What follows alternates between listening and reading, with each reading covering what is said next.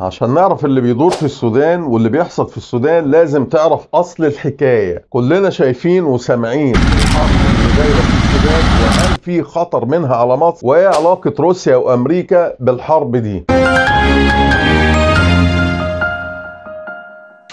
في البداية لازم نعرف ان الحرب اللي دايرة في السودان هي بين قوتين قد بعض في العدد وتقريبا في القوة. قوات الدعم السريع بقيادة محمد حميد الشهير بحميدتي، والجيش السوداني بقيادة البرهان. قصة حميدتي ده ظهر ازاي وقوات الدعم السريع دي ظهرت ازاي، مع ان الجيش الاساسي الشرعي هو البرهان. تعالوا بقى نعرف قصة حميدتي دي جت منين وهو طلع ازاي اصلا. حميدتي ده يا جماعه مش راجل عسكري وراجل متوسط التعليم. حكايته ايه وجه منين وطلع ازاي وبمساعده مين، ده اللي هنعرفه. بس قبل ما نعرف الحكايه اوعى تنسى تعمل لايك وتشرفنا بالاشتراك في القناه. ازاي بقى إيه حميدتي قدر انه يكون العدد الكبير من القوات ده؟ بسبب الرئيس السابق عمر البشير. والبدايه كانت قصه حميدتي اصلا ما كانش راجل عسكري ومتوسط التعليم، كان راجل عادي شغال في تجارة الأغنام وعايش في دارفور. وكان في يوم من الأيام طلع بقافلة لتجارة الأغنام، وتم التعدي على القافلة دي من أحد القوات الغير شرعية، وده اللي خلى حميدتي يبقى غضبان، وده اللي فتح الحكاية وخلى حميدتي يهتم بالشأن العسكري. وفي الوقت ده كان في مظاهرات ضد عمر البشير في دارفور، وبعض القبائل كانت مسلحة، وده اللي خلى عمر البشير يبعت ليهم قوات من الجيش الشرعي علشان يقضي عليهم. لكن الجيش ما قدرش يوقف المظاهرات، لان الجيش ما عرفش يسيطر على الموضوع. ليه؟ لانها عبارة عن حرب شوارع. في الوقت ده ظهر ابن عم حميدتي اللي هو موسى هلال، وكون قبائل ساعتها كانت تسمى الجنجويد عشان يقضي على المتظاهرين في دارفور، عشان ببساطة تبقى حرب شوارع قصاد حرب شوارع، وبالبلدي كده الجدع يكسب. فانضم حميدتي ابن عم موسى للقوات دي بمبدأ انا وابن عمي على الغريب. حميدتي اظهر براعة في القتال، وده اللي خلى نظر عمر البشير يلتفت لحميدتي، ومن هنا بدأ الاعجاب من عمر البشير رئيس السودان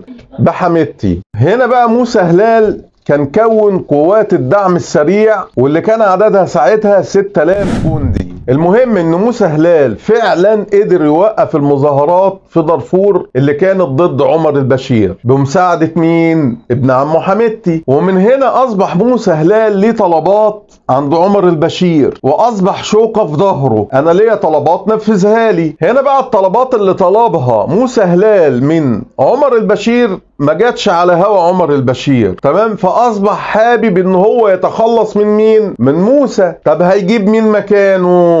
حميدتي. وفعلا حميدتي اتعاون مع عمر البشير واصبح هو القائد الفعلي لقوات الدعم السريع، بعد ما كان ابن عمه موسى هو القائد ليها. وكان من كتر اعجاب البشير بقوات الدعم السريع بقيادة حميد طلب من البرهان ان هم ينضموا للجيش السوداني الرسمي. البرهان هنا بقى رفض بصفة القائد الاعلى للقوات السودانية. ليه؟ لان البرهان قال لك القوات الدعم السريع ناس مش متعلمة وناس جهلة ومش متدربة كويس، واخرهم خناقة في شارع. كل ده طبعا حميدتي كان شغال من الناحية التانية ان هو بيزود في عدد القوات لحد ما وصل لكام؟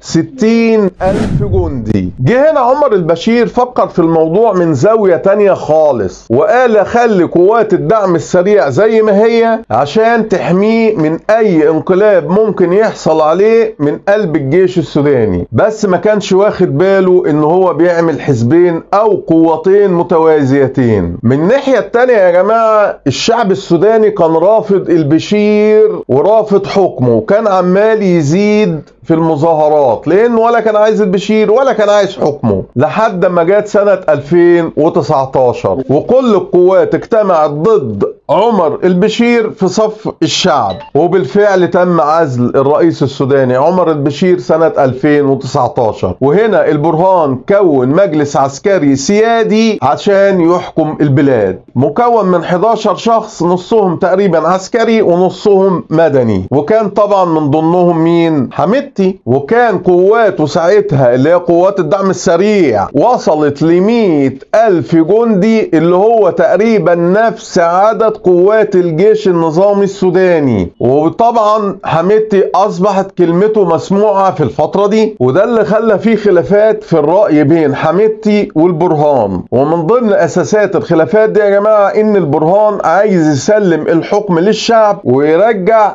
الجيش لسكناته، وحميدتي رافض المبدأ ده لا. ومن هنا ابتدت الخلافات تزيد بين الطرفين، لدرجة ان حميدتي فكر يا جماعة ان هو يستقل بحكم السودان ويسيطر على العاصمة الخرطوم. لكن السيطرة على العاصمة مش بالسهولة دي اللي كان مفكرها حميدتي. ومن ناحية تانية لازم تاخد بالك ان قوات الدعم السريع مش مدعومة بأسلحة تقيلة، مع ان قدر ان هو يسيطر على مبنى الإذاعة والتلفزيون السوداني، ودي كانت اصل الحكاية كلها. انما ايه بقى علاقة بعض الدول بالموضوع زي امريكا وروسيا ودخول دولة زي دولة الامارات في الموضوع ده؟ اللي هنعرفه بس في الفيديو الجاي. وما تنساش بقى تشترك في القناة وتعمل لايك لو الفيديو عجبك، وبس كده، سلام.